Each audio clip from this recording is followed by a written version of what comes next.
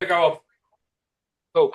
So no, I watched a lot of your reels, and I do think you'll be quite transferable into the English scene. Like your dad and the first time you saw his Paul Mag, shit like that. Like I thought, us English, we love a dirty story.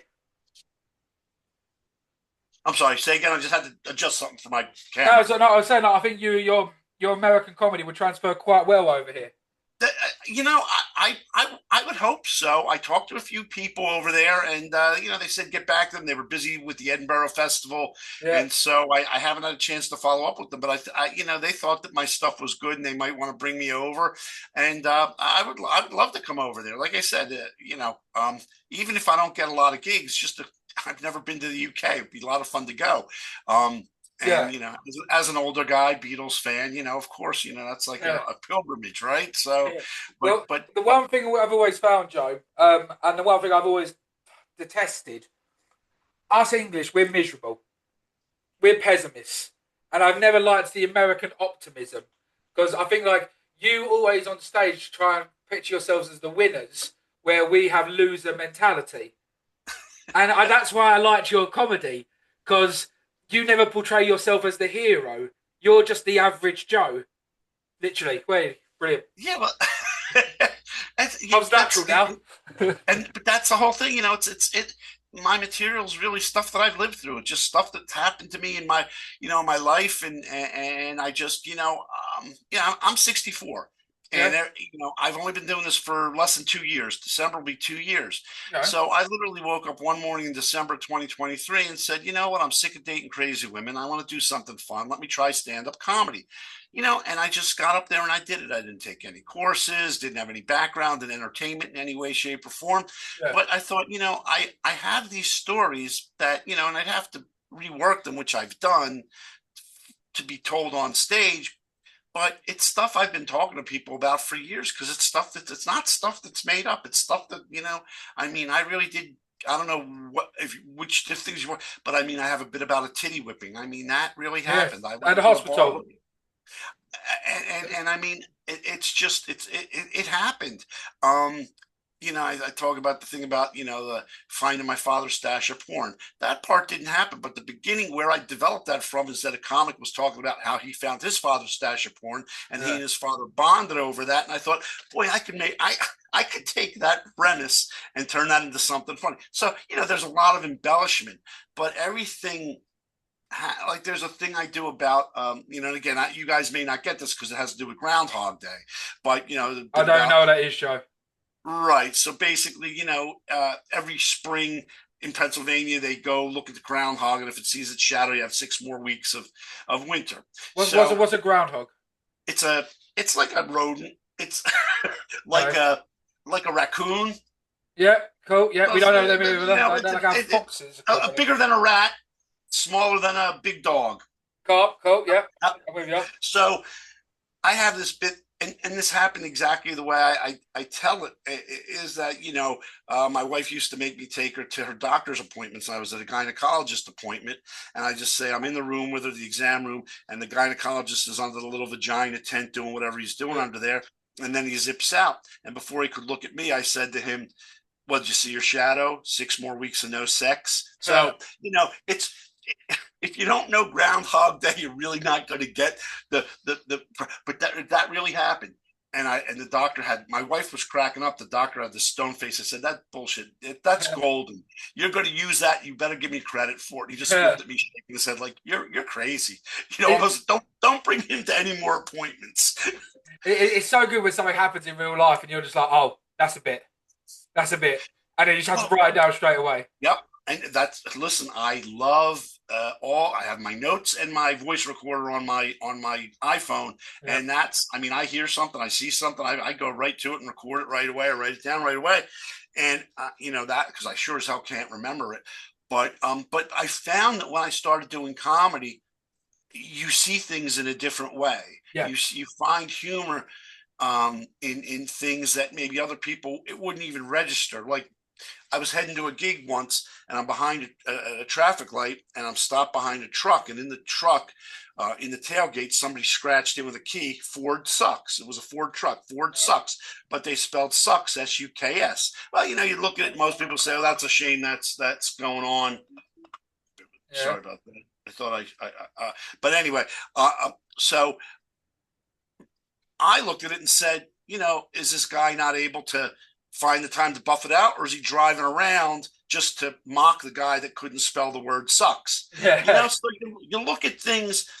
I find that I look at things way different than I did before I did stand up, because like you said, you try to find humor, you try to find a bit in everything that you experience. So 100%. I mean, I literally wrote a car bit yesterday, and I was stuck in traffic. I was like, "Do you like to nudge yourself forward a little bit just to give everyone behind you false optimism that there's no longer traffic?"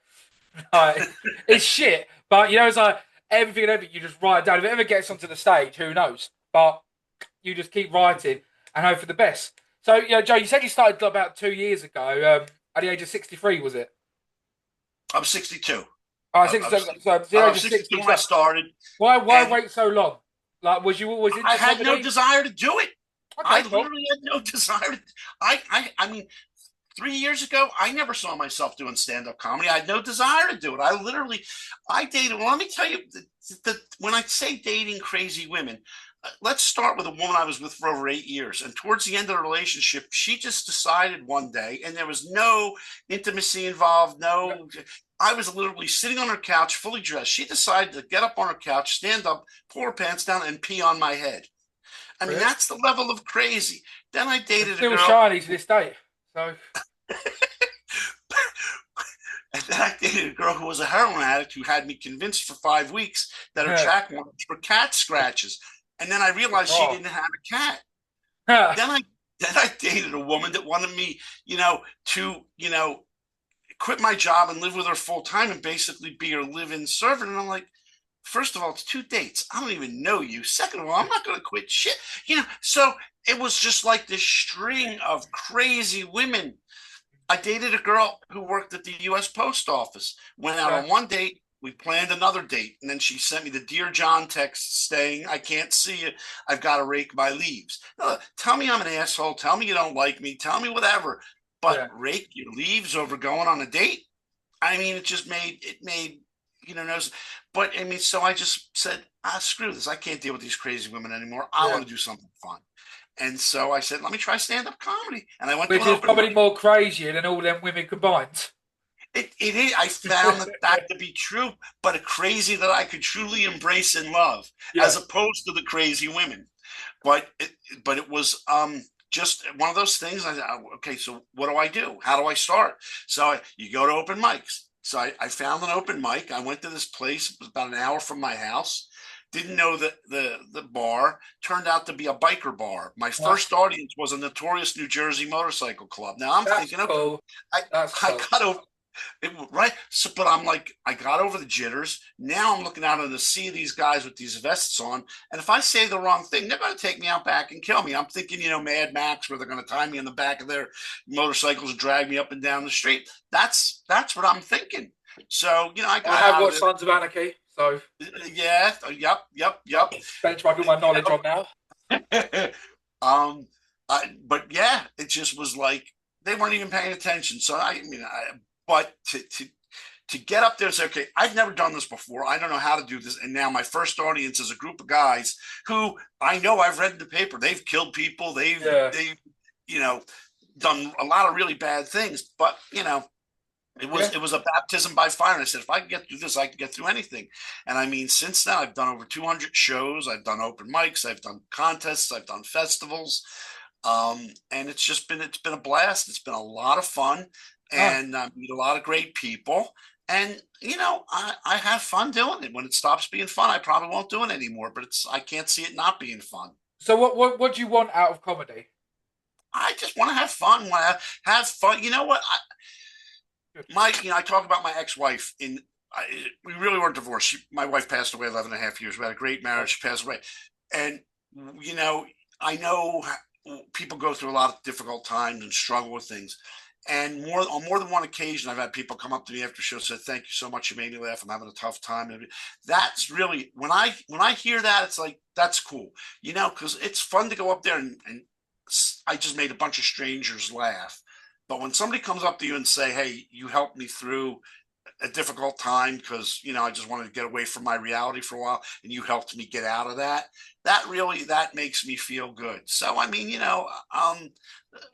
but I mean, when you say get out of it, I mean, I want to have fun, and if I can make people laugh and give them a little, time away from all the shit going on in their lives and make them laugh, that's cool. And I you hope so. know, Well, life's shit right now, Joe. For everyone at the moment, life is shit. Where everyone's going through their hardships, and with comedy, if you can just take them away from their emotions, their day-to-day shit lives for 5, 10 minutes, and just take a step away from reality, it's everything.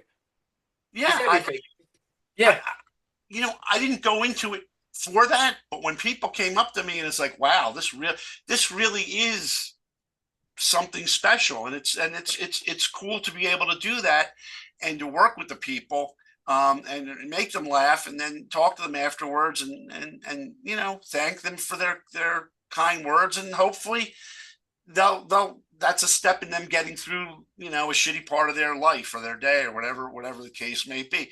But it's something that I don't think beyond really today, or I mean, I book my gigs and whatnot, but I mean, if the phone rings and somebody says, "Hey, we want you to open 10 shows for XY," that's great. But if that never happens, I'm still having fun. I'm still having fun. As well as I do, to get up there, get that first laugh. I mean, it's a high. yeah, It's a drugless high, and it's addictive. And I'm addicted. I'm an addict. I'm an addict to those laughs. And 100%. Do you do the same open every gig, or do you mix it up? um, not not always. But I would probably say 80% of the time I do. Yeah, Like I kept getting called back to this comedy club in Pennsylvania like almost once a week.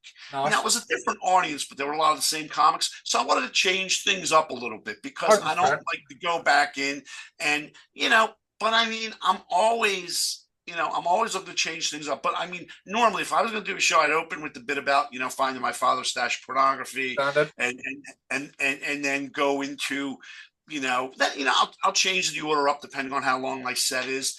But and I always try to end with the Wilton Manors bit about where I pet my chest. Yeah. That bit, and that usually gets a real good laugh because I have to call back from the Yeah. T-shirt in that, and a lot of people really laugh at that. I did that at an old age home. They couldn't remember I did the T-shirt bit, so the callback meant nothing, and most of them were asleep. I found out that if you do shows at like senior centers, showtime's usually the same time as nap time.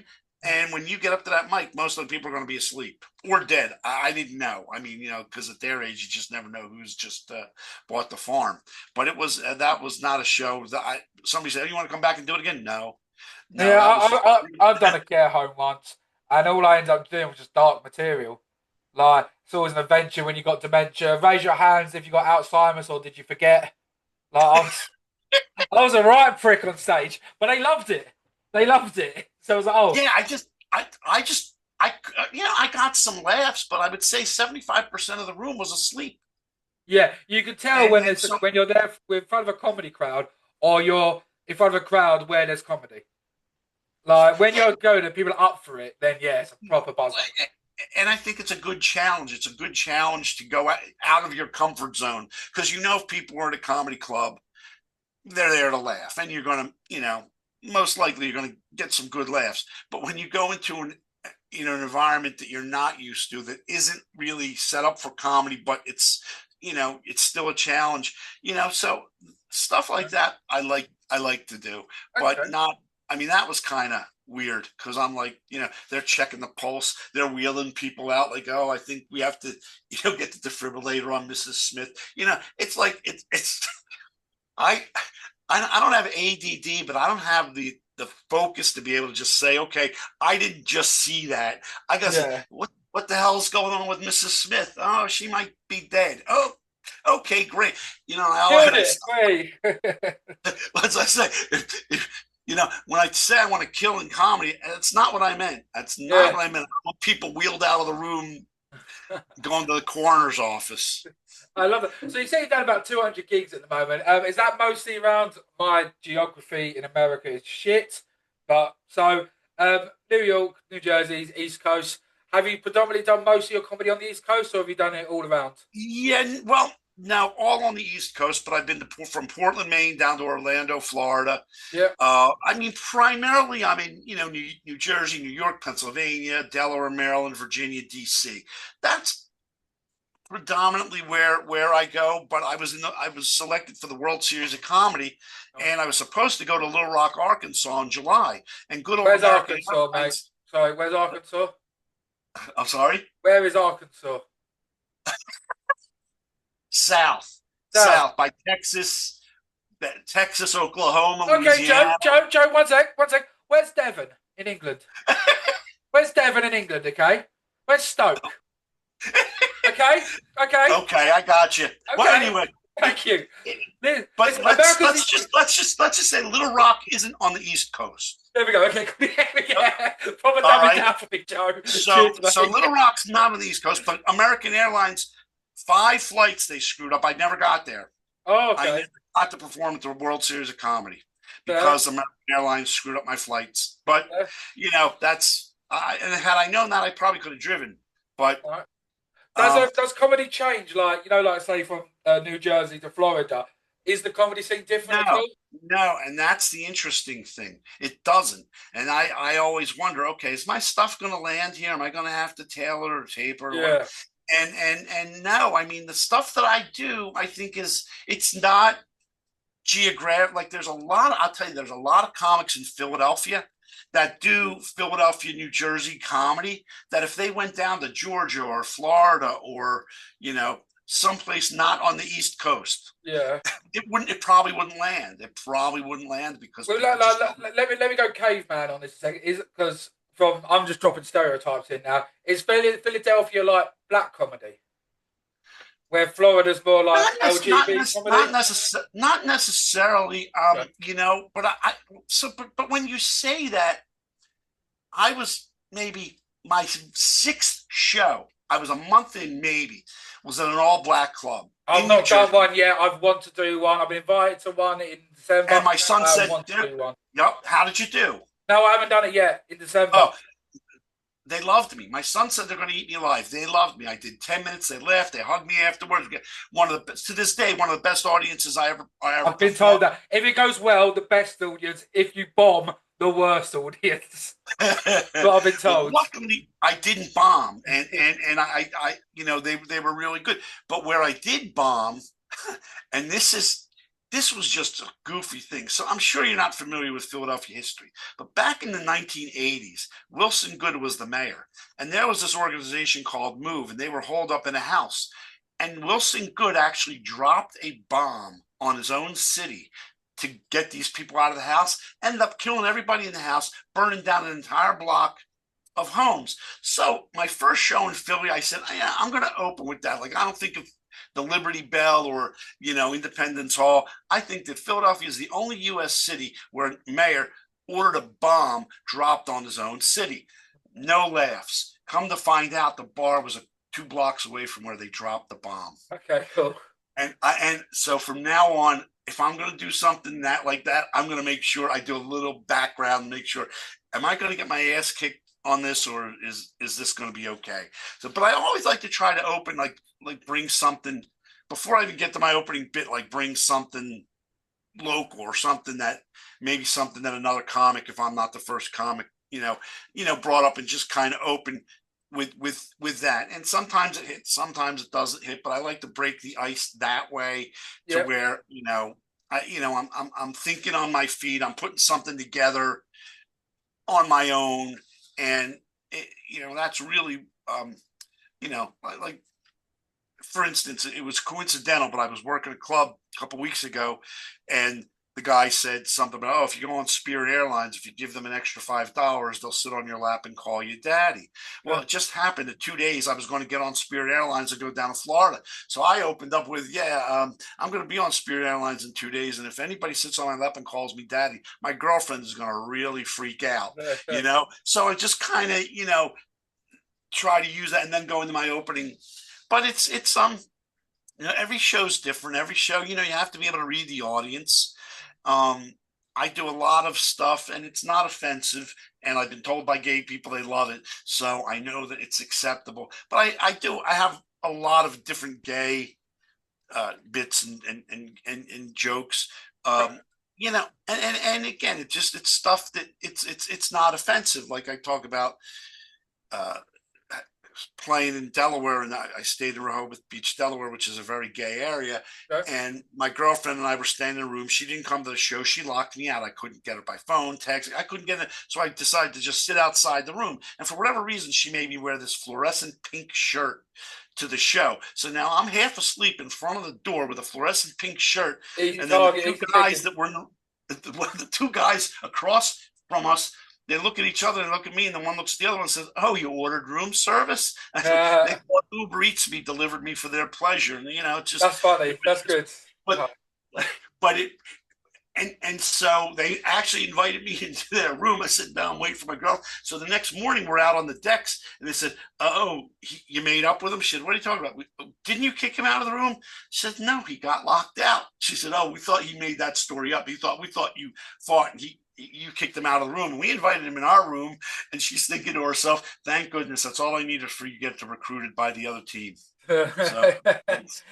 And my girlfriend's a source of material. She's half Italian, half Polish, and I always say she knows how to cook. She just doesn't know what to cook. And she tells me she'll say things, and it's like, wow, I'm going to write that down because it's so a lot of this stuff. It just appears. It writes itself, and I'm sure had I been in comedy longer, things that I've seen or experienced, I would have been able to turn them into a bit. But like I said, once you're in it, as you know, you look at everything and you say, I can make something funny out of that. Yep. Yep. 100%. Yeah. You just look at the world differently. I mean, what is sort of your joke writing process? Do you is it sort of sporadic, like when it comes to you, it comes to you, or do you try and sit down for like X amount of time to try and write something? So what I do is in the beginning, before I knew I had stories. What I would, but they were too long to tell on stage. I got a whiteboard, and I would use black ink to write it out, but I would use red ink to put words in that had to stay in. And then I would stand back. I look at it. Okay, I could take this out. I could take this out, and just kind of. And then I would read it, and then I would read it the way I would perform it, and switch it around. And that's how I was able to take a 10-minute story and turn it into a 45-second bit. Yeah. And that's really how I still do it. But what will happen is I'll think of something, or I'll hear something, or I'll see something. I pull my phone out and I'll talk into the voice memos, or I'll put notes in my phone. I'll put the bullet points that I know I'll remember what I want to write, and then when I get home, I'll write it out on paper and then do the whiteboard, and it's really it's a process that I've talked to some younger comedians and they love. They said, "Oh, we never would have thought of that." And I'm a mortgage broker by day, so I'm in the business world. So you always use whiteboards in business to remind you of dates and appointments and all that stuff. So I just said, well, I could bring it to comedy in a different way and just kind of write my stuff out. And a couple young comedians said that they've started using it. That it's helped their writing quite a bit, and I'm glad. I love helping other comedians, especially the young kids, because I think they're as clueless as I am as to, okay, what are we doing and where do we go from here? Well, 100%. There's all the books you can buy. I mean, you can watch all the greats, but you've got to find your own way. There's no right or wrong way to write. Yeah, no. I mean, no matter if you're 18 years old or 68 years old, Yep. everyone starts off exactly the same. Yeah, clueless, Yeah, and not knowing what to do. and we are. And We're all still clueless. No, no I one would knows what agree. they're doing. We're all winging it. I I absolutely agree with you. I think though you realize, okay, I've got some stuff in the tank that I know almost always will get a laugh. So I'm going to always keep that in my Yeah. repertoire. I'm always going to keep that in there until it doesn't get any laughs anymore. And then there's stuff that, you'll get a great laugh one night and it's dead on another night. And you have to figure, okay, did I say it the same way? Is it just a different audience? So in that respect, yeah, we're absolutely clueless because we don't know. We don't know how one audience is going to react to the same thing that you might have got a great reaction the last 2, 3, 4 shows. And it's, but I've done that once where I had a really, audience, stone-faced audience. And I'm sitting there looking, after about 5 minutes, I said, you guys do speak English, right? And that got a laugh out of them.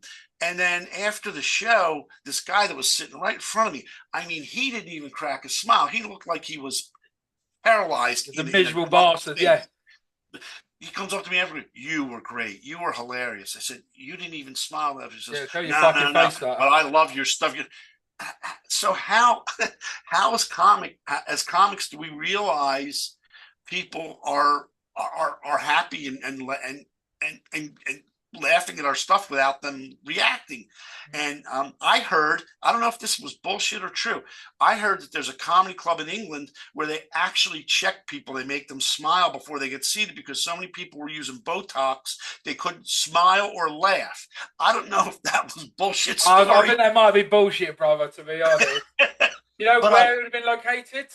I don't remember. But I heard that story. I'm saying, that sounds far-fetched, but who the hell knows? No, but, no. I mean, I don't think Botox is that big in this country. I don't know that one.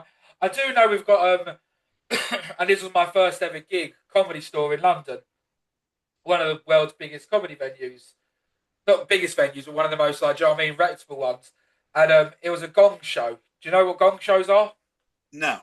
So gong show, you go up, you got to try and survive 5 minutes. If the crowd don't like you, they put their cards up, and then okay. It was brutal. About 200-300 people, and some people will last 3 seconds on stage. Some people will last 7 seconds on stage. When I did it for the first ever time, 40 comedians, only 2 got through. So and you were one of the 2? Yeah, no. This is my first ever time in comedy. I lasted 1:23. But it's still better than most of the people. I was well happy with it. But we do have nights where it's like the crowd are encouraged to be bastards. But yeah, I mean, smile or not smiling, yeah, I don't really know about that, to be honest. Yeah, I don't know if it sounded a little far-fetched, but I laughed. I thought, that's hilarious that you're going to blame people not laughing on having too much Botox. But, in my experience, a couple times where you have people that come up to you afterwards and they're the last people, because I look at everybody. I try to look, as long as there's lighting in the audience. Like, I did a show on Friday night, and there was this woman. I mean, she wasn't laughing. She wasn't smiling. And I thought to myself, I don't want to go out on a limb, but I really want to say, I don't see you even enjoying yourself. I mean, do you need to take a shit? I mean, you want to stop and let you go to the bathroom, they come back, and then maybe you laugh a little bit. But I thought to myself, this was it was a private show. It was like an American Legion, but it was only for members. So I said, I don't want to insult anybody. But I'm like, if it was a regular show, a regular club, I probably would have said something along those lines, like, it looks like you need to take a shit. Like grab a shot or something.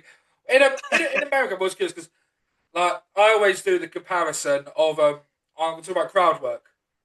How is your crowd work, and like, how did you develop it over 2 years? I really don't do crowd work. I'll interact with the crowd if they interact with me, but I don't really do. I mean, I just I don't know. I find a lot. Some people like it. In the audience, and other people are like, "Oh God, why is And I don't want people to have, and I don't want people who are otherwise having a good time all of a sudden get turned off because I'm picking on them with credit. So I really don't.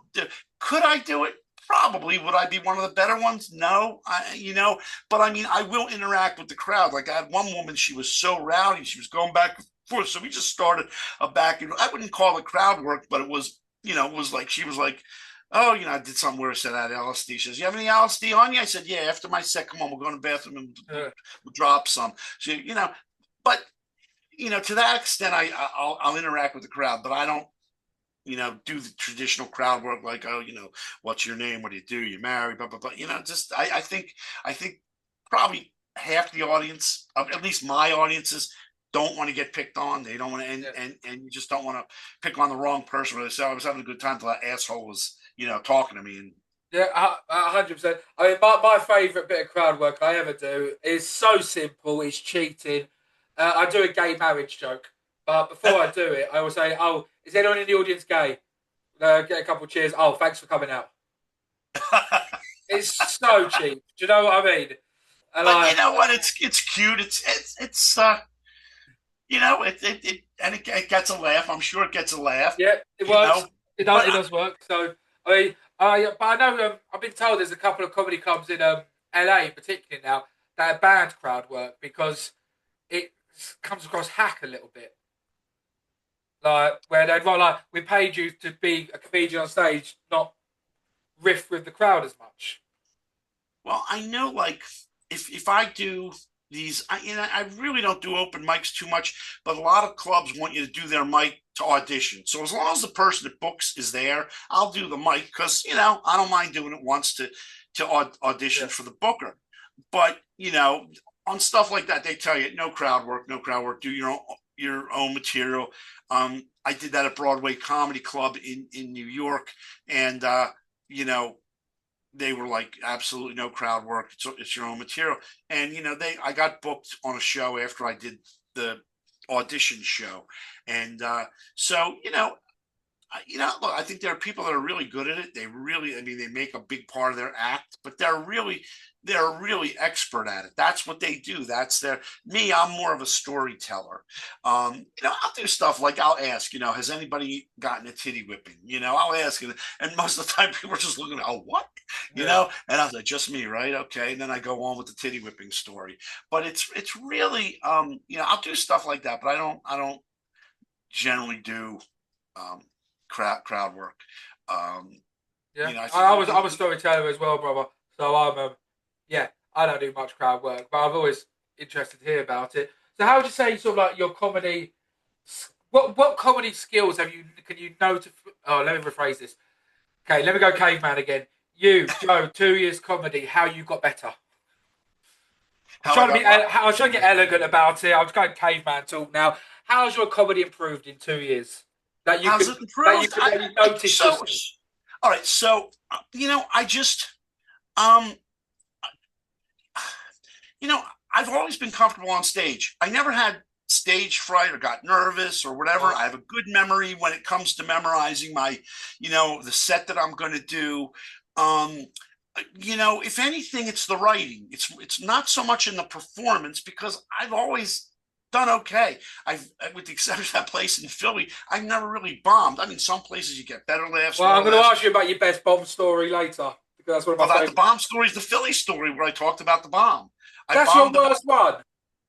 that was the worst one. No, what? Come on, there must be a dark. But you've never been booed off Well, that's stage. the old age home where I'm talking. I'm talking old elderly people, and they're asleep or dead. Um, you know, let, let me think. I mean, there's shows where I hosted.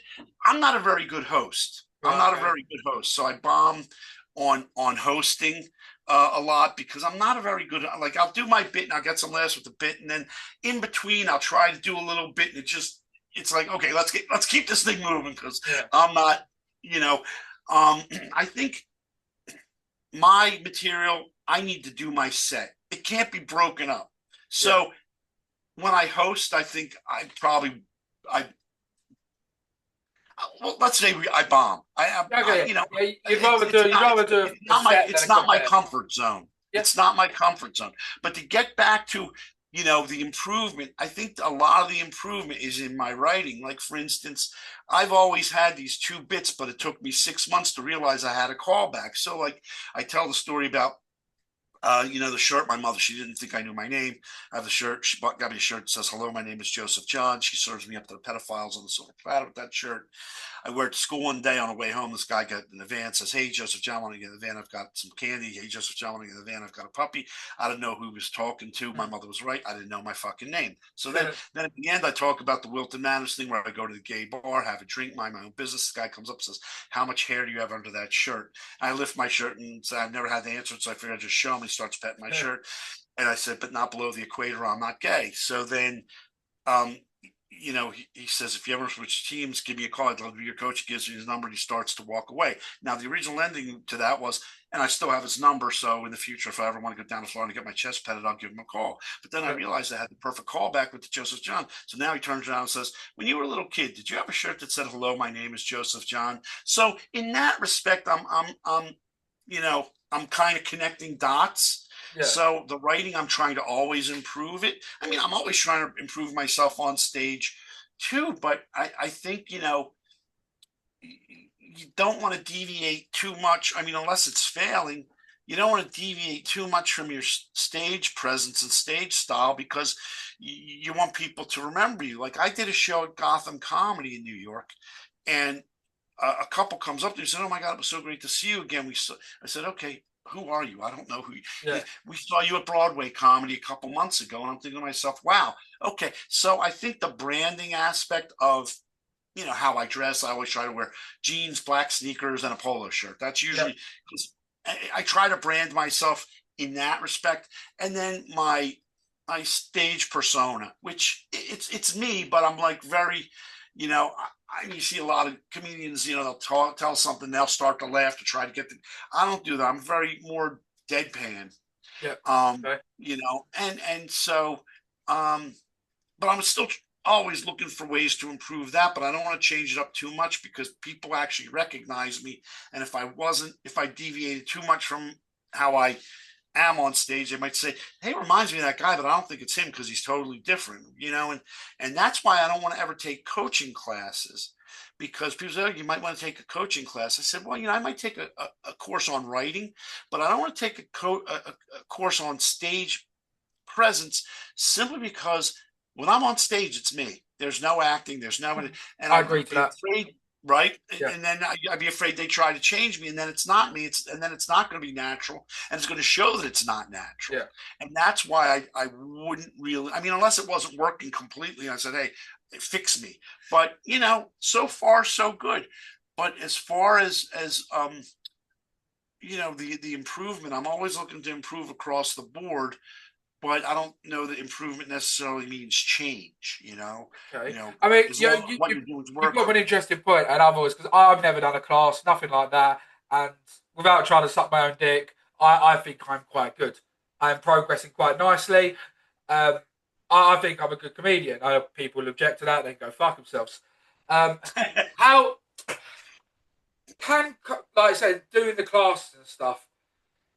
I think anyone can get to a level of being funny, but I think it's one of them you've either got it or you haven't.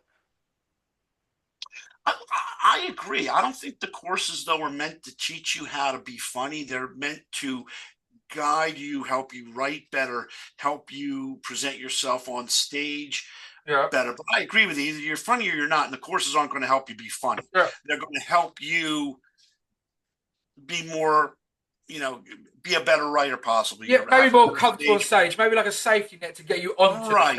stage. Yeah. But That. at Yeah. the end of the day, I think writing jokes is Joey.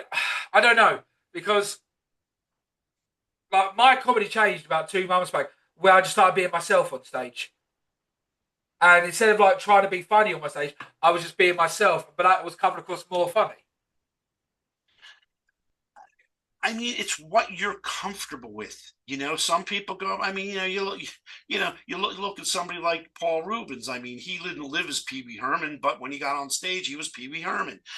So he wasn't himself. When you see me on stage, that's pretty much me. That's how I Yeah. am. If we were sitting at a bar, I would tell you the same story, maybe a little longer than what I tell on stage, but I tell it to you the same way. So yeah, I think you have to be comfortable with the stage persona that you have, but Yeah. I don't think courses could help you shape it and whatnot. But because I go up there as me and natural, I mean, what are they gonna? I don't know what they're gonna. If they change anything, it's going to be noticeable that it's not natural, and that's my fear. Yeah, and the Is that audience, they do pick up on it. Like, even if you're not enjoying a gig, they do pick up on it. It's amazing how many like emotions you actually give off, like via body language and everything. well, I don't know how true this is, but I heard Sebastian Maniscalco when he broke after he worked with a coach that got him more animated. Where before he might just tell a story and be a little animated. Now he does all the stuff on stage, which to me, I look at that and say it almost looks like it's an act, like he's got an acting script. Okay, I'm going to say this, and then I'm going to make this face or do this movement or whatever. To me, it's very unnatural. It's more his comedy now seems to be more scripted, and it's still funny. I'm not saying that it's not funny, and obviously it worked for him because he's a friggin' superstar. Yeah. But for me, I don't think that I could pull it off. I don't think I could pull it off and make it seem natural. And like you said, I think people would notice right away what's this guy trying to do, And so that's one of the reasons I don't want to take a course is because I don't want people to try and create something that's not me naturally. And I'm Yeah. afraid that's what they're going to want to try and do. And it might be the smartest thing in the world, but I'm too old to try and relearn myself. I know. I I completely was a agree. younger comic. Yeah. Completely agree. One of the worst bits of advice I ever got given, and I never did it, and I'm so glad I never did it. Someone who'd been in comedy a while said to me, "Oh, have you tried doing more generic comedy that everyone will like?" And I never took the advice. Like, no, I want to joke about what I want to joke about, and if they like it, they like it. If they don't, they don't. Eventually, I'll find my people. I'm so happy I never took that advice because that wouldn't have been Yeah. me on stage.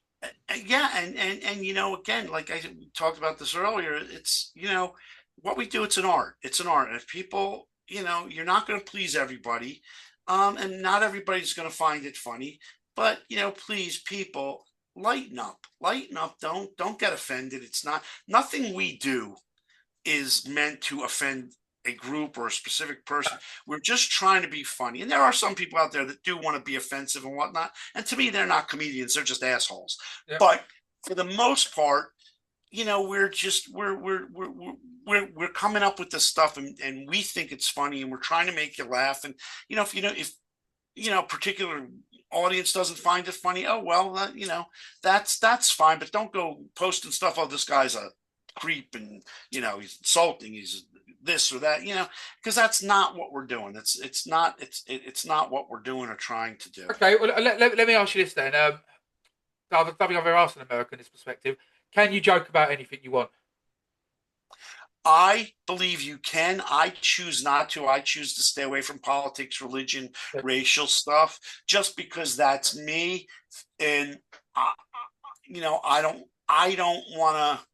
I don't want to cross that line where it could look like I'm intentionally insulting somebody. But I'm the first one to tell you, listen, I'm, you know, it's an art. Do your thing. You live and die by your material.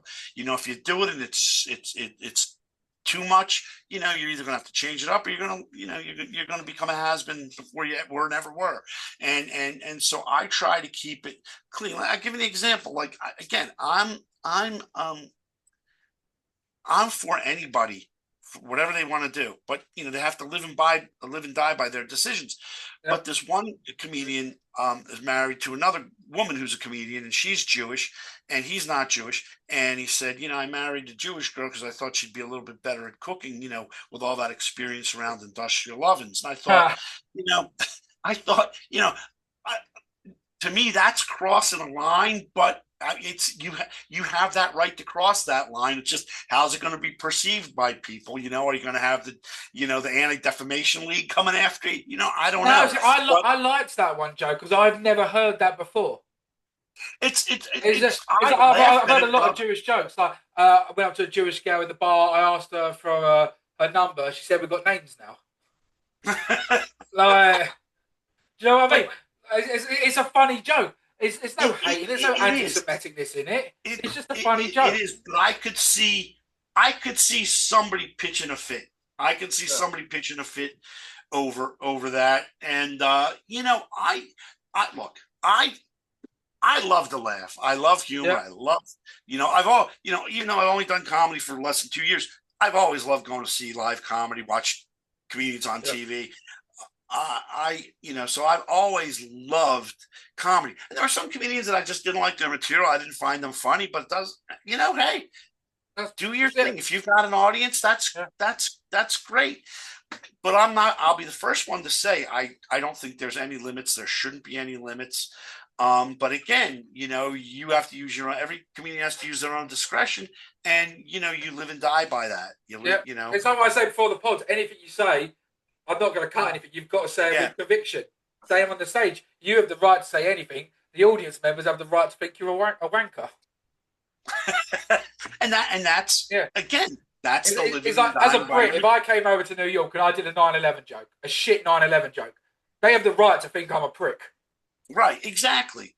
But there's people that would find it funny depending on what but there's always, I truly believe, not every show, but there are shows that people are coming there to find a reason to get pissed off and to find a reason to try and badmouth a comedian. And how fucked up does your life have to be that's what your goal of going to a comedy show is, right? I mean, to me, it's like, you go there to laugh. You go there to have a good time. You go there to be with family and friends and enjoy, the variety of different comedians. But I swear there's people that go to these shows that their main goal is to, who's going to piss me off the most and who am I going to start bad mouthing on social media? And it's like, get a life. Well, my favourite thing I got taught about 2 weeks ago, and I've used it a couple of times now. Do you know what the first comedic profession was in history? The first comedic profession? Yes. You mean like a jester for the king? Well done, correct. Well done, Joe. The jester. The court jester was the only person who was allowed to mock the king in the court and get away with it. Now, the other one could say anything they want and they'd get away with it. It was their job. It's a comedian's job to take a look at society and to question it and to laugh at it. Free range. And people want to imagine people getting offended at the jester. No, we're just here to mock society and say, look how stupid this is. Look how ridiculous this is. Look at this alternative view that you can't say yourself because you might get fired. You might get in trouble. You can't censor comedy. It needs to have complete free range and autonomy to do whatever it wants. That's and that's really what we're the descendants of. Yes, we're clowns. We're glorified clowns, Joe, to be honest. And I don't mind. I don't mind because I enjoy the challenge of making a group of people that I've never met before laugh. And on that occasion where they come up to you afterwards and tell you, hey, thanks, I needed a good laugh. I have some shit going on in my life. That makes you feel like, okay, I'm doing some good. I help one person, that's great. Helped 5 people, even better. So, but that's what we do. We're just clowns. We're up there joking about everything and anything. And, people all over the world have to lighten up. They have to lighten up and just realize, we're trying to make you laugh. We're trying to make your hour or 2 hours with us a little bit more pleasant and get your mind off of all the shit going on in your life. And, some people they want to fight you, man. They want to fight you and buck you. And well, online in particular, I went through all your reels and, 99% of it was great comments. I saw that one guy who wrote, "You're not funny." And you just think, one, no need to write that. But two, the internet has just created so many trolls for people to hate on people for no reason. So this guy's written that before. I don't know who he is. I think he's a comedian and doesn't like the fact that I've been doing this for less than 2 years. Yeah. I get booked on a lot of shows.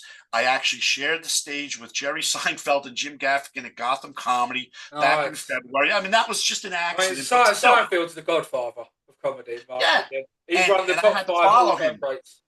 I had to follow him at Gotham. It was a new comic showcase. Number 5 was on stage. I'm ready to go on. Jim Gaffigan comes walking, and the host says, "Listen, Jim's going to go on, do a set. You'll go on after Jim." Okay, great. I have to go on after one of the funniest comedians in the country, world, maybe. Then 5 minutes into his set, the host comes up, says, "Jim's going to bring up a friend. The friend's going to do a set. You're going to go up after the friend." Now, the friend was Jerry Seinfeld. So now I have to follow a combined 40 minutes of Jim Gaffigan and Jerry Seinfeld. Yeah. I'm going on the stage. Seinfeld's coming off. I look at Seinfeld and I say, "Great, first year comedian. I have to follow you with no Yeah. pressure." He laughs, punches me in the arm, says, "You're going to do great." And my first bit, which one of them, either Jim or Jerry, had them cut from my tape because Gotham taped the show. They made them cut it. But my first bit was, "Yeah, I'm a first year comedian. Jim and Jerry open for me all the time." And it got a good laugh. But they made them cut it. So if you see my tape from Gotham, they introduced me, and I'm in the middle of another bit. Yeah. But it was a fun experience, and I've opened for some good. I've opened for Steve Trevino. I've opened for Tony Woods. There's some really good, well-known comedians that I've had the opportunity to open for, and I think there's people out there that think, "Oh, this guy's, what's he doing? He hasn't paid his dues. He hasn't." And I think to myself, when people say pay your dues, what are you talking about? Who am I paying? Who do I owe dues to? Yeah, I don't like that saying either. Yeah, and it's one of those things where I'm like, if I'm funny, I should get booked. If I'm not funny, I should get kicked to the curb. Yeah. But so far, I'm getting booked. I'm getting booked on shows, and so I think if people out there who are just, they just have a bug up their ass. They're either comedians that have been doing this a lot longer and haven't gotten as far as I've gotten. And I never set out to do it. I just wanted to be funny, and apparently people keep hiring me because they think I'm funny. Well, I think in comedy, it's not the most stable of professions, is it? No one really goes into this line of work for a mentally safe spot. Like, we're all a little bit kooky, we're all a little bit crazy, and I mean, I said I've not been going that long, but if I've been going 8, 9 years, and I'd seen somebody in 2 years absolutely killing it, would I be a little bit jealous? Probably. I wouldn't become a little bitch about it on stage, but yeah, I don't know. Like, I think, So because I come from the business world, I have a different perspective. If it was turned around, I would think, shit, this guy's only doing this a year and a half, 2 years, and he's doing. How's he doing it? I want to befriend this guy. Yeah. I want to pick his brain. Fight. How the hell are you doing it? And that's how because I'm very open. I talk to anybody who wants to talk to me. Like, I'll go do a show. So, can I reach out to you and talk to you? I need your help with this. Yeah. I mean, I love helping people. I love, there's enough stages for everybody to be able to perform on. And if you're not funny, you're just, I can't help somebody be funny, but I could tell people my writing process. I could tell people, how I get booked, stuff like that. But, I always thought that, the people that were out there that are bad mouthing me and jealous, it's like, why not say, "Hey, look, how are you doing it? I want to do what you're doing, because I must be doing it wrong, because I've been doing this for 5, 6, 7 years, and I'm not getting the bookings that you're getting." Okay, let me ask you this, Joe. In comedy, how much of it do you think is just being funny on stage, or versus how much of it's playing the game, doing the social media shit, Joey, networking, all that? Not being a prick also is a massive one. First and foremost, you have to be funny on stage. Yeah. Now, there's some people that have political, where they're going to get booked on stuff, whether they're not too funny or whatever, just because they've got an inside track and somebody's trying to push them, or they've got an aunt in the business that's, whatever the case may be. But I think in the end, you have to be funny. If you're not funny, you're not going to get asked back. You're not going to keep that momentum. When I ask for a booking, I send people a tape. I say, "Here's my tape. This is," and sometimes I say, "No, you're not right for us," and that's fine. I figure 70% rejection, 30% acceptance, and that keeps me busy. I'm not going to be for everybody. I'm not a clean comedian, although I can do a clean set. I prefer not to, because I don't think the clean stuff is as funny. At least my clean stuff. Yeah. But did you swear on stage? I'm sorry. Would you swear on stage? Always. Okay, cool. The one but I was not, but always not, but not, but not in a cheap way to get a laugh or anything. I do it like, for instance, okay, so if I'm doing a clean show, I'll do the thing about my shirt, and at the end I'll say, "My mother's right. I didn't know my name." If I'm doing an R-rated show, I'll say, yeah, "My mother's right. I didn't know my fucking name." yeah. And it just it It sometimes oozes it a adds bit. a little punch. Some You're still getting the same point across, Yeah, but I think when people are there for an R-rated show, they want to hear a little vulgarity, but yeah. they want peppered in, not just saying, "Oh, you hear some of these comedians and they just drop the F word or the C word for the shock value." Yeah, never do And that. Never do. One thing I was always taught, Joe. I don't know if you know the name Adam Bloom. I've had him on. He's a comedic genius. He's wrote the number one best-selling comedy book in the world, Finding Your Comic Genius. He taught me never swear in the first half of your set because then swear words lose all value. Always save for the second half so they actually have a bit more of a kick. And yeah, yeah, that makes sense. And again, I don't really. I mean, the I I really don't use that much. There's a lot of innuendo, but like I don't. I don't know if you saw this one. There's the bit I tell about, people at my gym think I'm gay. During Pride Month, they would put these stickers on my car. I'm so gay I can't drive straight. I love my butt yeah. plug. I knew they were No, putting that's a them good all. one. That's a good one, right? I So, like that. but but the one that I didn't know they put on my car said "Follow me to the gay club," and I pull into my driveway after the gym. Four guys pulling after me, and they asked me if this is the gay bar. I said, "What are you talking about?" And he points to the bumper, and they put a sticker, "Follow me to the gay bar." So I said, "No, this is my house." And one guy said, "Oh, we're going to have a little bit of fun in your house this afternoon, aren't we?" And I said, I'm Italian, and I normal person would be worried that I'm about to get plowed by four strangers in my own house. But I don't have any food in the house. I don't know how I'm going to feed these guys. Typical Italian mentality. So I'm really not saying anything bad, but there's a lot of innuendo in Yeah, in the bit. I like that. Literally innuendo. I, Uh, New Jersey's quite an Italian heavy place, isn't it? what kind of heavy place? Italian heavy, New Jersey. Oh yeah, yeah, yeah. Well, um, I've seen Sopranos. we argue we've got the best pizza in the world. Yeah, Probably not true, but we like it. But yeah, fair. no, a lot of Italians, a lot of Jewish people. It's a big mix. It's just I think the Italians get unproportionately exaggerated through things like The Sopranos Yes. and Who's that? and and Who, oh, what's Oh, there was the guy on Kill Tony who absolutely killed it from the Italian New Jersey. It was Little Well Leather Jacket. Do you remember his name? what, a comedian? Comedian from New Jersey, Italian, was on Kill Tony. What was his name? Let me Google it. Well, there's the Victor Benedetto. He's really getting up there. Steve Rinaldi. There's a couple Italian guys that are Gaspar Randazzo. The Kill Tony. Oh God, butchered that one, didn't I? Timmy No Breaks. Okay, no, You I know haven't him? heard of him. Oh, No. well, we're proper Italian. I love that. Are there any British comedians you like? Um, Ricky Gervais. Stan, he's one of my heroes. Yeah, he's brilliant. Um, there's. I'm trying to. I'm trying to think. You put me on the spot.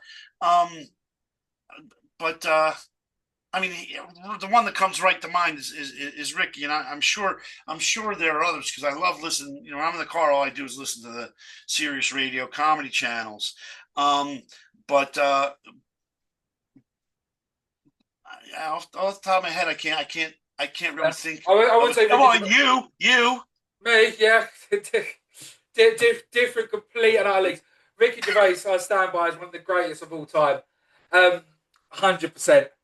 Like, but I think when UK comedians start doing well, they have to go to America to make the big money because of sheer population, venue sizes. Yeah, Like, but you see a lot of American comedians doing a lot of UK stuff. I hear a lot of them do well in New Zealand.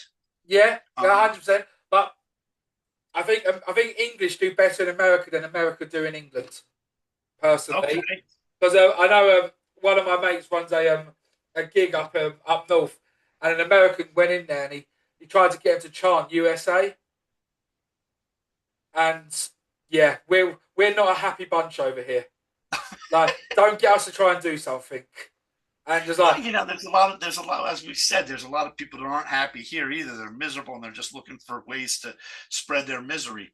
But but I mean, look, just by sheer population, you know, our media, I mean, you guys have good media too when it comes to comedy, but our media is just like, since satellite radio, cable television, Netflix is, they just opened up 2 huge facilities in New Jersey to film more content. So, they're just, when you turn on Netflix, it's like every day there's like 3, 4, 5 new comedy specials. yeah. And, that's worldwide, but it's all based in America. The production's in America. But it seems like America's going quite podcast heavy now. Well, I know it has been for the last 10 years, so not now. America's very podcast heavy with comedians. Oh, yeah, and I'm 64. I don't really understand podcasts. I love being on them. I love interviewing. My son, who helps manage me, said, you need to do a podcast. I said, first of all, I don't know anything about podcasts. And second of all, the world doesn't need another podcast. There are plenty of them. There are plenty of great podcasts. The last thing they need is for me to start another podcast. Yeah. So he said, well, why don't you do something different? I said, well, let me think about it. So we're toying with the idea of me doing just a 10-minute podcast from a sauna with me wearing a towel. Call it the 10-minute schwitz with comedian Joe Soroca. But I don't know. Cool, yeah. But waterproof camera. That works. But the world doesn't. I mean, this is a great podcast, and I hope we get a lot of great feedback from it. But do we need one more like this? My answer would be no. There's a lot of them out there, and people are still going to pump them out. But I like difference. Like there's this Indian comedian. I mean, she's American, but her family's from India. Shivani Dave, I think her name is. Okay. And she just started one. She's going 4 episodes maybe, where she's a tennis player. So she brings the comics out to a tennis court and interviews them on the tennis court, whether they can play tennis or not. And I thought that was a good way of thinking outside the box. That's going to get viewers because it's like, oh, this is something different. And I just, I just thought that I had nothing to contribute to the podcast community if these roles were reversed, and I would be just, interviewed. I mean, it's great. It's a great form. But how do you get noticed? How do I sit there and say to you, you could tell me, hey, on any given podcast, we're getting maybe 2,000 views.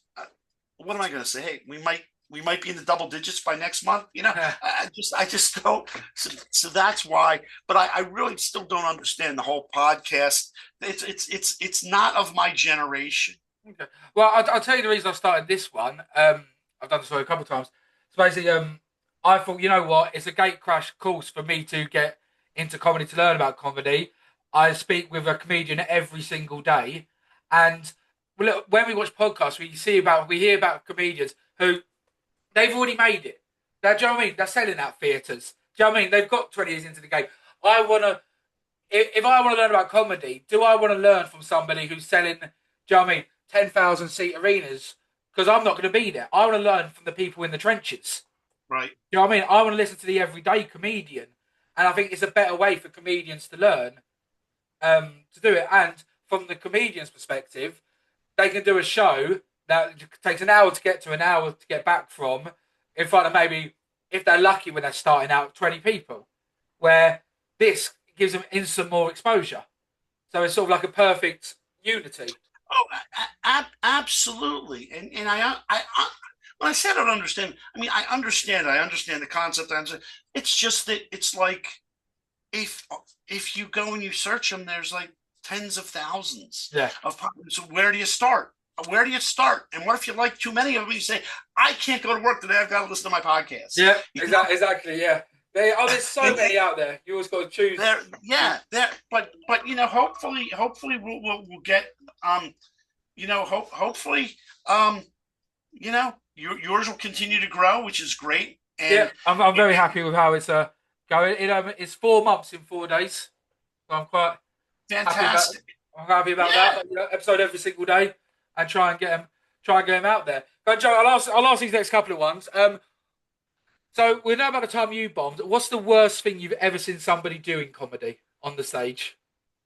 As far as bombing, or just as far as content? As far as content, bombing, the one where you're like, oh, this is a hard one. So I, and I've seen a couple comedians do this, and I think it's the most unprofessional thing a comedian could do, is blame the audience for not laughing because they think their shit's funny. You know what? It doesn't matter what you think. If the audience isn't laughing, they don't think it's funny, and you can't blame them for your failure. And that, to me, is a classic in terms of where people are going to end up, because if they can't take a bomb and take it with dignity and professionalism, then they probably don't belong on the stage. 100%. 100%. Yeah. As far as content, I've heard some crazy shit along.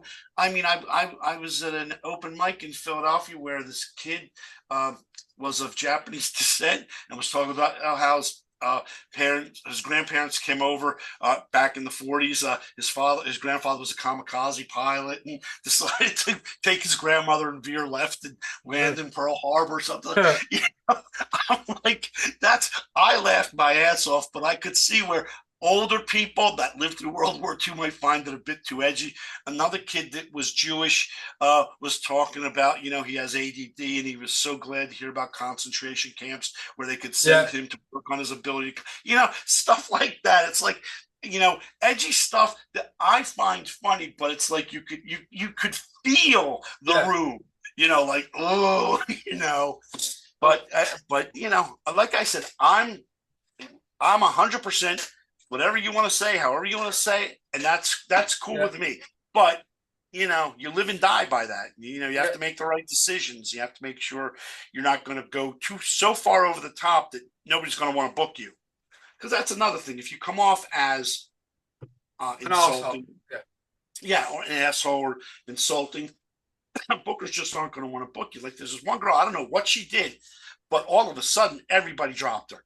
She had like 20 shows I saw online. We're not going to have her here.